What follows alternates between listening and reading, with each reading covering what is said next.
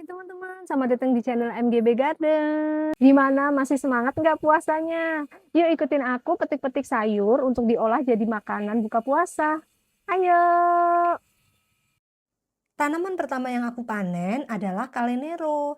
Kale ini umurnya udah berbulan-bulan ya, sampai lupa udah berapa lama. Pokoknya kale ini adalah salah satu tanaman yang wajib ada di kebun karena bisa dipanen terus-menerus. Lihat, ada tamu yang tidak diundang, yaitu ulet bulu. Emang sih kale itu banyak banget hamanya, salah satunya ulet bulu. Ada juga hama belalang dan juga siput, semuanya suka kale. Karena memang kale dikenal sebagai ratunya sayuran yang bernutrisi tinggi. Selain dari benih, kale bisa ditanam dari anakan. Anakannya tumbuh di sepanjang batang bekas daun kayak gini ya.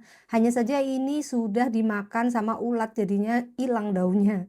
Nah, kita tunggu lagi daunnya tumbuh, lalu bisa kita potek dan bisa di-stek jadi tanaman baru. Nah, selain jenis nero, aku juga punya jenis curly atau kale keriting. Nah, kale ini adalah yang paling favorit. Kalau kita belanja di supermarket, pasti ada yang namanya kale curly ini. Anakannya nggak sebanyak kale nero, tapi umurnya cukup panjang jika dirawat dengan baik. Selanjutnya ada cabai rawit. Walaupun aku nggak begitu suka pedas, tapi aku suka banget nanam cabai rawit. Karena warnanya yang cantik, hijau, orange, merah, terus menyenangkan banget buat ditanam. Nah, kalau panen-panen kayak gini, biasanya aku masukkan ke dalam freezer buat stok. Kalau butuh sambal atau butuh masak buat acara, atau kadang dipakai buat bagi-bagi. Oh ya, aku juga iseng nanam kol ungu. Walaupun aku tahu kalau kol itu di dataran rendah susah banget tumbuhnya, apalagi untuk bisa ngekrop gede seperti di dataran tinggi. Tapi karena punya benihnya, mau nggak mau harus ditanam. Dan ini alhamdulillah ngekrop sih teman-teman. Tapi kecil banget, jadi ngekrip ya, ini nggak ngekrop. Tapi nggak apa-apa, ayo kita panen dan cobain gimana rasanya kol ungu. Rencananya kolnya mau aku bikin salad, makanya butuh sesuatu daun aromatik. Nah, kebetulan aku juga tanam basil. Walaupun sekilas mirip kemangi, tapi basil ini aromanya beda banget sama kemangi. Cocoknya untuk makanan-makanan western seperti salad dan juga pasta. Nah, aku mau nambahin sayur hijaunya dengan bayam Brazil. Bayam Brazil ini rasanya seperti selada, tapi teksturnya lebih tebal. Ada renyah-renyahnya dan rasanya netral kalau yang masih muda. Nanamnya gampang banget loh, ayo cobain tanam di rumah. Lanjut, kita panen tomat cherry. Memang tomatnya nggak gede ya teman-teman. Bentuknya seperti ini, tapi agak mirip sama rampai ya kalau dilihat-lihat. Coba yang orang Lampung dan Sumatera, apakah ini tomat rampai? Yeay, sayurnya udah dapet. Dapat segini, kita akan olah mungkin nggak langsung ya, tapi bertahap. Sekarang ikutin masak-masak. Masakan pertama, aku mau bikin tumis daging jamur dengan kale. Kalenya aku siangin, cuman mau diambil daunnya aja, batangnya enggak. Karena batangnya itu biasanya keras dan buat anak-anak itu kurang bisa dikunyah gitu. Aku pakai kale curly dan juga nero yang tadi kita petik ya. Jangan lupa dicuci sampai bersih, lalu kita sisihkan. Di sini aku juga punya jamur untuk tambahan serat dan juga tambahan protein. Jamurnya udah, kita sisihkan juga. Nemu paprika tinggal seperempat di kulkas, kita campurkan aja ya, biar nambahin warna sekaligus nambahin aroma. Karena paprika itu walaupun merah dan ada aroma pedes, tapi nggak pedes gitu rasanya. Ayo kita tumis bumbunya dulu. Kebetulan aku sudah stok bawang putih cincang yang udah digoreng dari sebelum puasa. Memang sengaja aku bikin buat puasa, biar gampang kalau masak-masak. Dagingnya aku pakai yang slice, biar nggak terlalu alot buat anak-anak.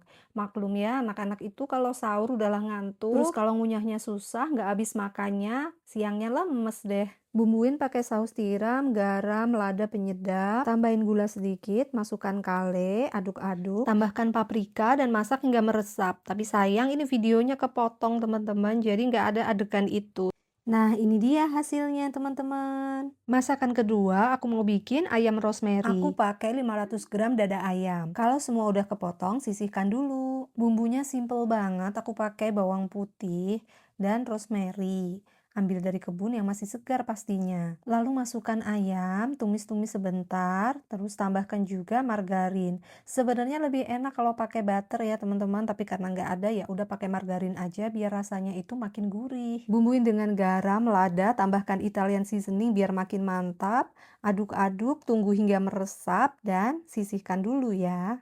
Kebetulan aku punya sourdough, aku mau panggang dulu sourdough-nya sambil kita mempersiapkan toppingnya. Wah, ternyata kalau ungunya cantik banget ya teman-teman. Jangan lupa untuk mencuci semua bahan makanan dengan bersih ya. Selama bulan puasa ini aku jarang banget makan roti dan juga jarang makan salad. Nah, kalau hidangan ini rotinya dapet, saladnya juga dapet.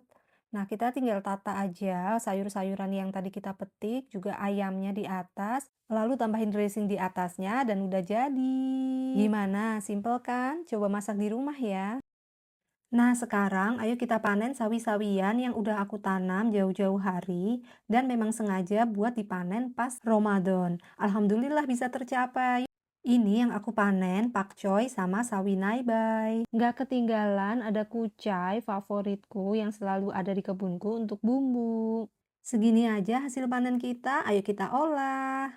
Walaupun aku nggak pakai pestisida kimia, tapi sayur-sayuran dari kebun wajib dicuci sampai bersih ya, biar debu-debu yang menempel itu terhempas bersih dari sayuran kita. Karena masih ada jamur, aku pakai jamur lagi, tapi ini aku kupasin karena udah agak coklat-coklat gitu ya teman-teman, jadi biar bersih aja. Jamur jenis ini tuh salah satu jamur favoritku karena rasanya enak, nggak ada rasa aroma-aroma yang kurang sedap, terus bentuknya itu jamur banget gitu. Jadi kayak menyenangkan untuk dimasak. Nah, selain jamur, aku juga pakai tahu telur buat tambahan protein. Karena anak-anakku tuh lagi masa pertumbuhan ya, jadi butuh banyak protein dan aku usahakan ada protein di setiap makanannya. Tambahkan tepung maizena, lalu kita goreng tahunya. Nggak perlu terlalu mateng, tujuannya sih biar nggak mudah hancur ya tahunya. Kalau udah, kita sisihkan dulu. Lagi buat nambah protein, aku pakai ikan file. Potong kecil-kecil seukuran suapan biar mudah waktu makan. Sekarang aku mau bikin kaldu udang dari kepala dan kulit udang. Jadi jangan dibuang ya kalau punya kepala dan kulit udang. Tumis sampai airnya susut dan berubah warna, lalu tambahin minyak, kita tumis lagi sampai aromanya keluar, lalu kita tambahin air secukupnya. Masak hingga mendidih dan juga kaldunya tercampur. Lalu kita ambil kulit dan juga kepala udangnya. Kepala udangnya tuh masih bisa disiangin kalau mau ngambil daging-daging yang kecil. Lalu kita bumbuin pakai bawang. Juga kita masukkan jamur dan juga ikan, tahu, dan sawi yang sudah kita cuci bersih. Aduk-aduk sebentar hingga semuanya tercampur rata dan juga airnya mendidih kembali. Kemudian kita bumbui dengan garam, merica, kaldu, minyak wijen, dan ini saya tambahin misoa. Salah satu mie favorit saya yang cocok banget buat hidangan berkuah seperti ini. Juga tambahkan kucai dan selamat menikmati.